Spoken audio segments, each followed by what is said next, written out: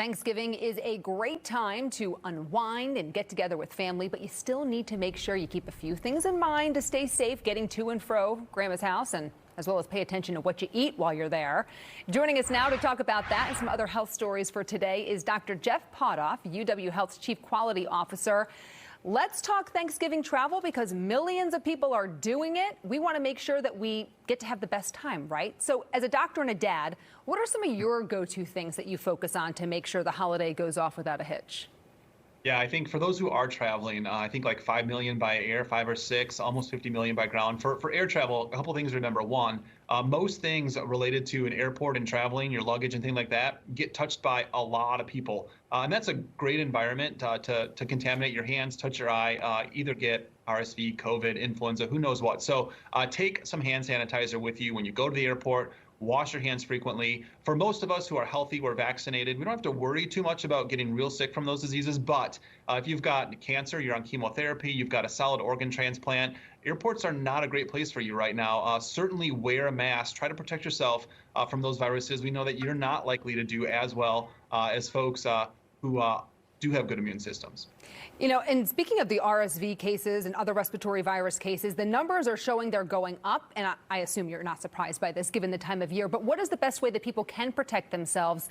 You know, if they do feel like they're coming down with something, perhaps maybe it's not a good idea to go to the family gathering. Yeah, it's like you've heard me talk before. So it is really hard to do this in practice, right? If you paid for a plane ticket, you don't want to waste that money. You really want to go see everyone at Thanksgiving. Sometimes we cheat and we go when we feel like we're a little bit sick. That is a good way to make everyone else sick. So certainly we don't want people doing that. We are seeing an increase in RSV, influenza for sure. COVID's kind of hanging out where it's been hanging out. Vaccination's the best way. It's a little bit late for that right now. But certainly if you are sick, stay home. If you are sick, stay home. And then good hand hygiene. Cough into your elbow or into a tissue. Those kind of things that we know to do. Particularly important this time of year when these viruses are everywhere. And especially watch your little kids and wash those hands. Oh, they're just like germ monsters.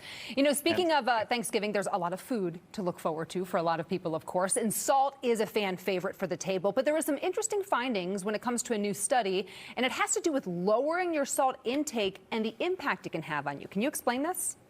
Absolutely. So this is a study that looks at if we reduce salt intake by as much as a teaspoon, which doesn't sound like a lot, but a fair amount of salt reduces your blood pressure by about 6 millimeters of mercury, or about the equivalent of starting some of our initial treatments for hypertension with medication. And the benefit happens within like about a week.